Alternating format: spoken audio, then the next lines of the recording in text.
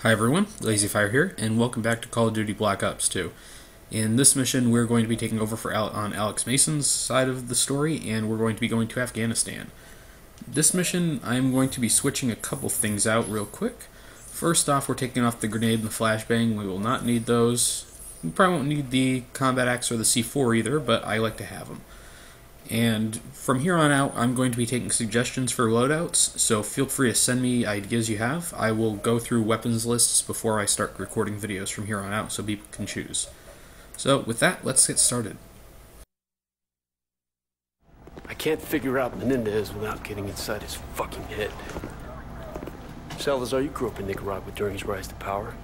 You know his legends better than anyone.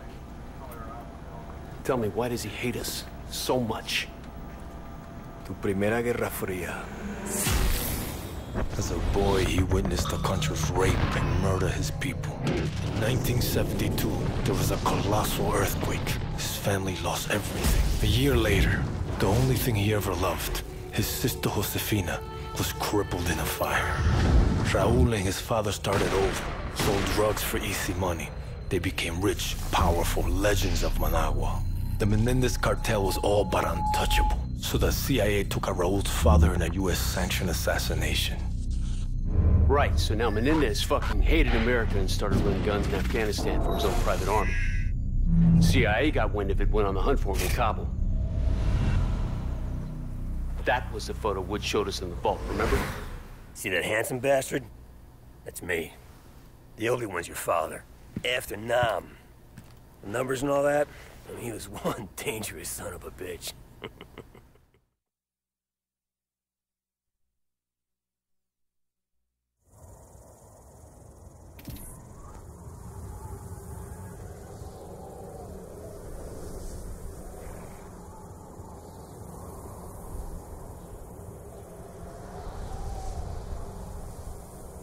It's showtime, Mason!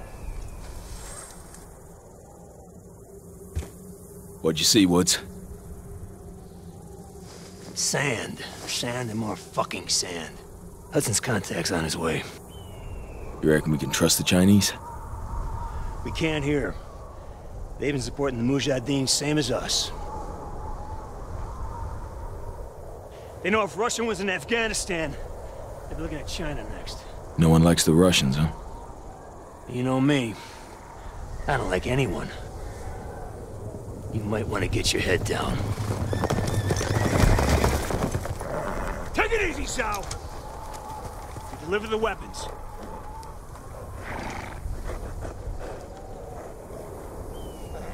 Now, what about your end of the deal? I will take you to the leader of the Mujahideen. He can help you find Raúl Menendez. We have fresh horses. You will follow. Oh, shit. Let's do it.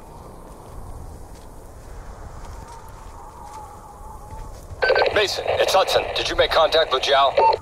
We're on our way to the Mujahideen camp now. So we're going to grab the sword.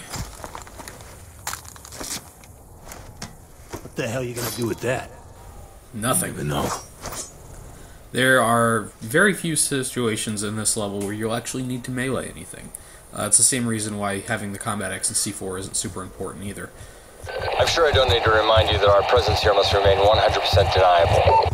There will be serious consequences if Russia learns of our involvement in Afghanistan. The only way they'll find out is they take us down. Yo, that ain't gonna happen. You may have noticed some weird audio bugs in this, between the cutscene and Woods talking so far and Zhao's voice not syncing up. Can't explain what that is. I've played this mission about 8 times now, trying to get a specific thing to happen, and I can't get that audio to fix itself. We believe the Soviets are about to launch an attack on the camp. Mason, kick it up a gear! Yeah. So the horse is a pretty interesting mechanic. You can run people down with it. It's kind of fun. This is actually a pretty short mission overall. A lot of it's spent between cutscenes and people talking, and very little actual action. But what's there is not exactly my favorite stuff in the Mason missions, and there's only a few of those. So it's kind of a hit or miss mission. Guy smoking hookah? Yeah. So we're going to go see the leader of the Mujahideen, who we traded weapons to go meet, but Hudson's already there. It's a very weird situation. So let's go do that. If a Russian attack is indeed imminent, you're gonna need all the help you can get. I've arranged for a couple of specialists to act in an advisory capacity. Here they are now. Rahman, this is Woods, and Mason. My two best men. We need weapons, not soldiers.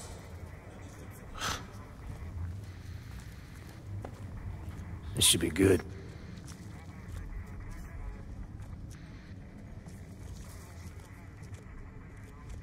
Just so we're clear, we hold off the Russian attack, you give us what you have on Menendez. Our base is here. Any advance will come through one of the narrow passes leading into the valley. I know this. Our weapons will give them an That's edge. a bullshit plan. You're talking about the Russian army here. They come at you with brute force, which means strength in numbers and heavy armor. Are your men ready for that? They have no experience with the weaponry we brought. And we do. We belong on the front line. The Russian assault has begun. Yalla! Yalla, Borobirun! You have faith in your plans, America. I got more than faith, Zhao. Let's rock it.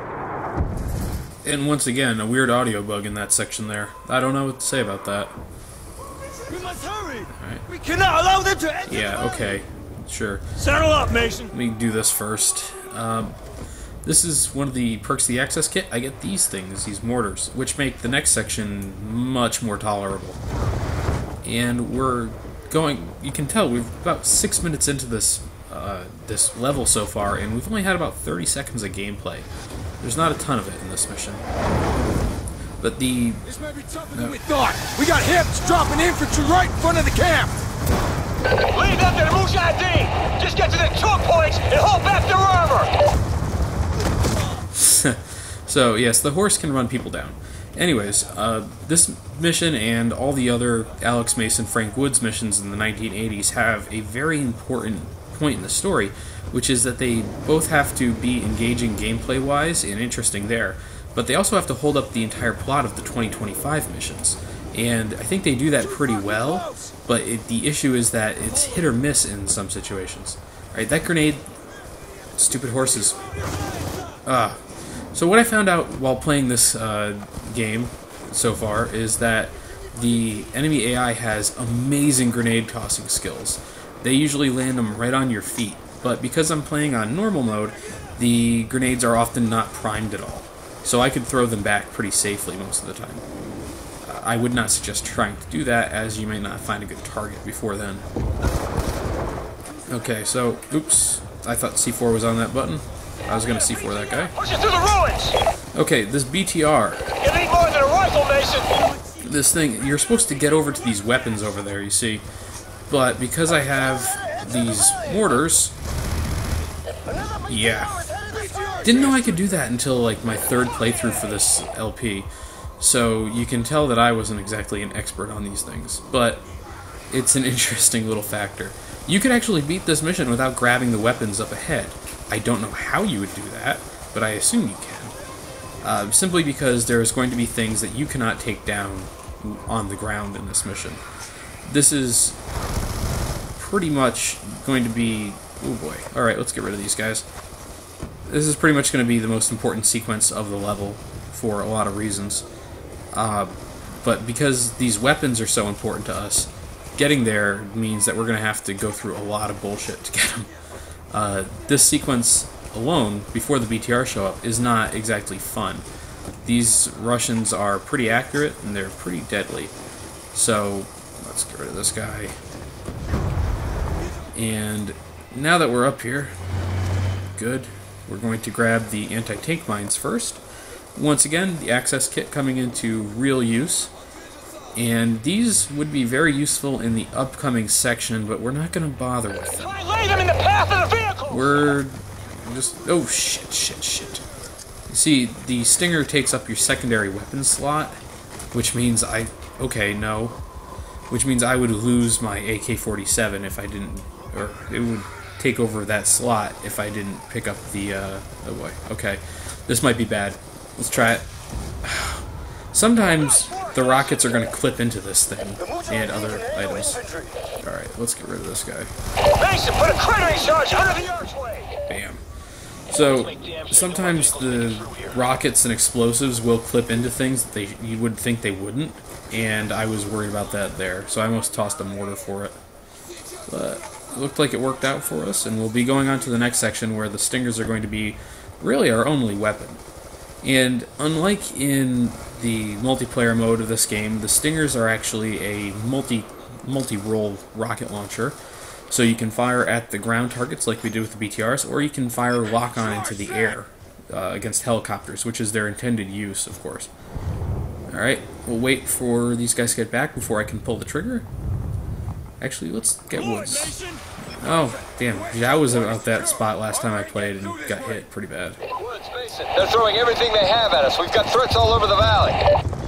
Hoosier reporting rushing tanks moving in from the north. Brute force and strength in numbers? You expected such a fight. Doesn't mean I wanted it! Okay, and there you go. That is how we fight tanks, or fight helicopters, whatever. Now, the stingers are a little weird for a Call of Duty weapon. You do have to lead your target slightly with them, because they are a rocket instead of a bullet. Oh, fuck. Unfortunately, these tanks take 2 shots each. Tanks are down, Hudson. And that's not good for me. Oh my god. Move to engage. So, next up, this is basically a defend the base section. If these guys get too close, the guys freak out. Oh boy, I almost blew myself up there. Now, the horses don't control like a vehicle normally would in one of these games, so you have to be a little bit careful about that. Oh boy. So if you try to like turn left or right or something like that, you may end up hurting, screwing yourself over. Russian tanks are advancing north of the valley. Take them down any way you can. We're on it, Hudson. Okay, so these explosives happening all around me, for the most part, are not going to hurt me. Oops. Looks like I missed that shot.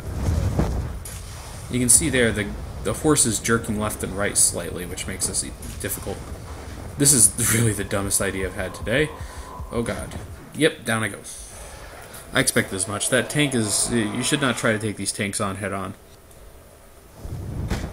Okay, so this is my 4th attempt at this section. And... we're gonna just hope for the best here. No, no, no. Thank you. This is kind of the issue I have with the horse section. You see, the fact of the matter is that you have to be able to... You have to fight the horse slightly. We'll kick fucking ass, same as always. Just tell him he better come through with his intel on the net desk. Alright, so this is the ammo cache point we ran past in the first part of the level. The best way to deal with this section is to get up slightly. You'll see... God, if this thing would stop shaking for 2 seconds. Basically, in this section, there's heavy mortaring going on, so the screen continuously shakes, which is really not helpful on a lot of levels. And, wonder where that guy came from. Yeah, so that guy there and his ilk are going to be kind of an annoying feature of this area I've chosen. Don't let their feet touch the ground! Alright, let's get rid of that helicopter. You do not have to lock onto helicopters with this Stinger, so that's good news. And if you take out the helicopter before its entire complement of people have deployed, they'll all just die. Okay, let's get rid of that bridge. There's a couple snipers on it. There's actually some sort of challenge for taking out the bridge, but I've got a... Okay, maybe not. Also, there's another helicopter here. Let's take out that thing. You see... Oh, I missed it. It hit the rock. The helicopters in this section make this a lot more difficult than it needs to be. Alright. Of course, the BTR doesn't help either. Let's see if we can't cheese this thing. Yes! Yeah, if you can avoid taking damage, similar to what I just did there, do it. Because this section is enough bullshit on its own. There we go.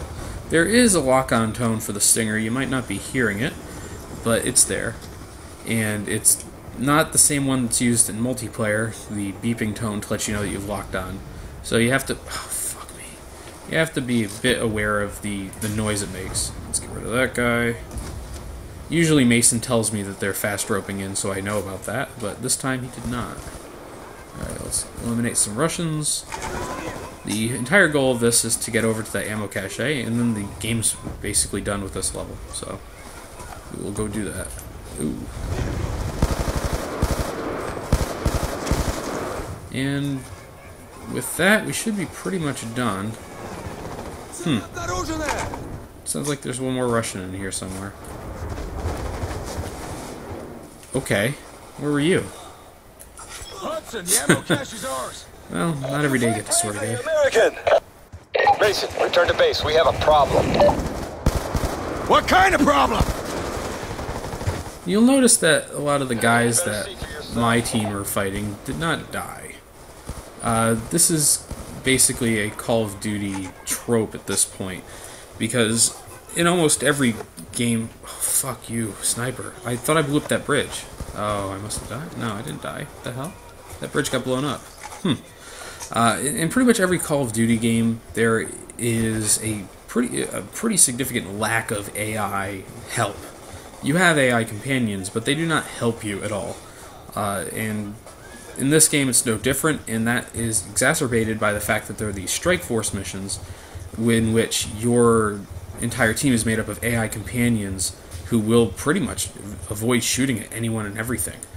So this is pretty much the end of the level. I'll have a couple more comments, but if this works or not, there's a bit of a quick time event up ahead. Your old man was one tough son of a bitch. Bet your ass he was. Kravchenko basically carved a hole in his head and he shoved those fucking numbers in there, and he survived that.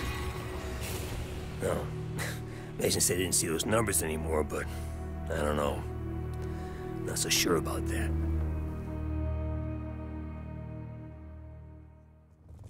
Mason, better take a look. This isn't over yet.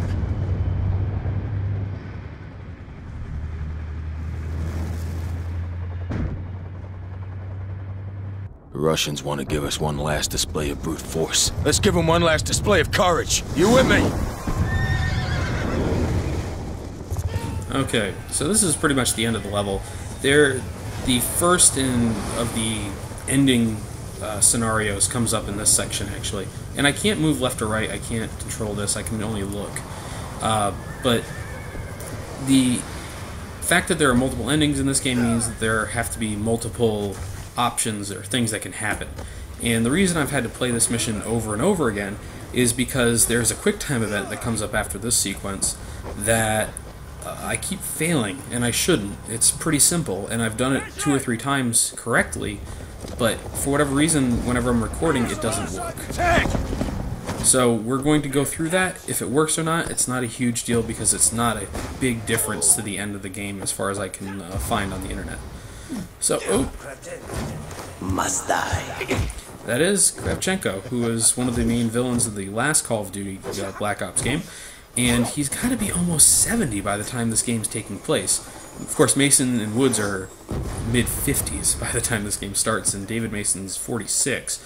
So you gotta wonder what's going on here. But after this, the level's over, and I will see you guys later. What the fuck? Fucking Kravchenko! Piece of shit! Of course he's involved in all this! Kravchenko must die. Couple times, I saw the tick. And I get that look in his eyes, he's scanning the room. Next thing you know, he's talking to the Russian.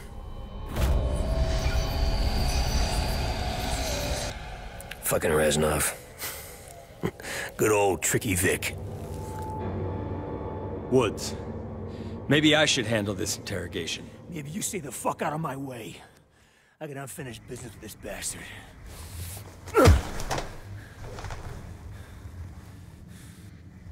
I left you to rot in Vietnam, Sergeant Woods. You should be dead. Well, nobody told me. buddy Rahman tells me you're doing business with a Nicaraguan named Raul Menendez. What do you do for him? Fuck you. You believe in an eye for an eye? Huh? This is a Mujahideen, baby. They'll bury you up to your neck, peel your eyelids back, and leave you to fry in the desert. I'll take you out quick. Tell me about Menendez. I sell him weapons. That doesn't sound too Soviet of you, brother. The Soviet Union is dying. Money's all that matters. Where do the weapons go? Cuba. Angola. The Third World. Why? Menendez wants to see the world burn. And that's not gonna happen. Oh. He's more powerful than you know. He even has people in the CIA. Bullshit! This guy's fucking with us.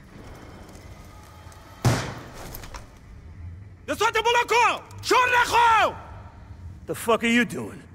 Menendez told me you must suffer. You face piece of shit.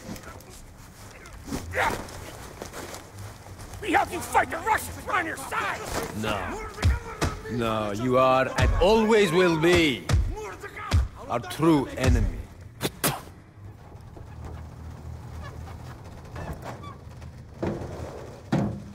Without water and shelter, you may last a day. If you are strong,